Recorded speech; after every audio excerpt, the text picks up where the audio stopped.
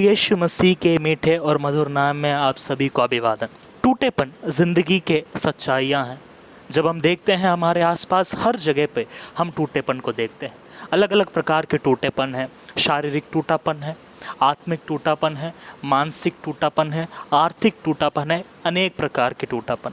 जब भी हमारे ज़िंदगी में टूटेपन आते हैं, हम निराशा में चले जाते हैं, हम तनाव में चले जाते हैं, हम हार या पराजय का अवस्था को हम महसूस करते हैं।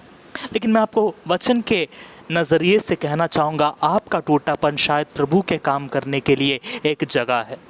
जब दुनिया इस संदेश को नहीं समझ पाती, प्रभु का वचन हमें ये संदेश देता है कि आपके टूटेपन में प्रभु एक नया काम करना चाहता है।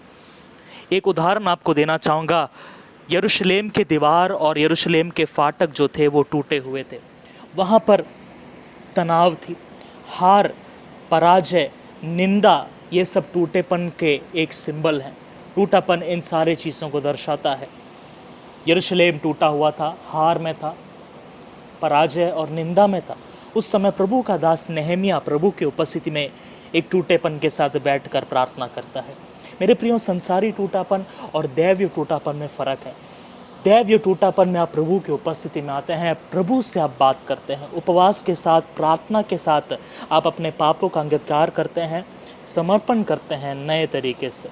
नेहमिया ने वो किया और प्रभु ने यरूशलेम के टूटेपन को बनाने का जो जिम्मेदारी था, जो बुलाहट था, उसके लिए नेहमिया को चुना हुआ था।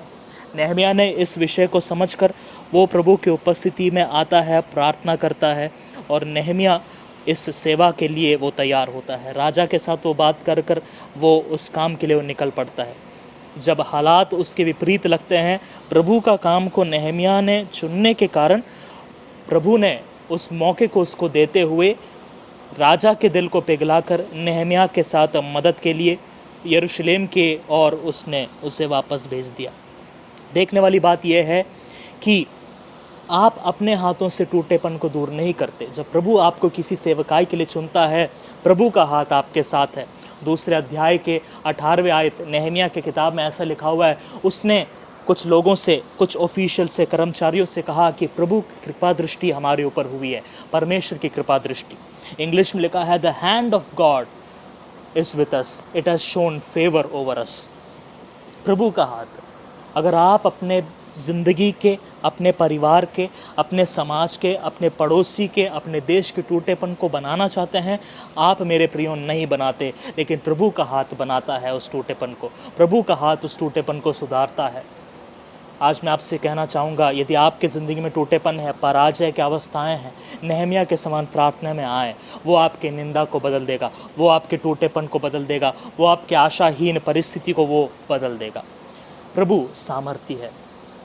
नेहमिया ने जब इस बात को कहा तो उसके साथ जो लोग थे उस काम को करने के लिए तैयार हुए थे। उन्होंने इंग्लिश में कहा, let us arise and build, आओ हम कमर बांध कर इस काम को बनाएं, क्योंकि एक भला काम है। मेरे प्रियो, अगर आपके अंदर एक इच्छा है कि अगर आप एक टूटे हुए दिल को सुधारना चाहते हैं, मैं कहना चाहता हूँ, प्रभु आपको इस सेवा के लिए बुलाते हैं।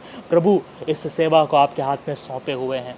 प्रभु की कृपा दृष्टि आपके ऊपर हुआ है, प्रभु का हाथ आपके साथ है। इस कारण ये भला काम में आपको पराजय नहीं होगा। मेरे प्रियो, एक और बार, अगर आप इस टूटेपन से होकर गुजर रहे हैं, यदि आपने किसी को देखा है टूटेपन में, तो उस व्यक्ति को या अपने आप को प्रभु की उपस्थिति में लेकर आएँ और इस सेवा को प्रभु से पालें।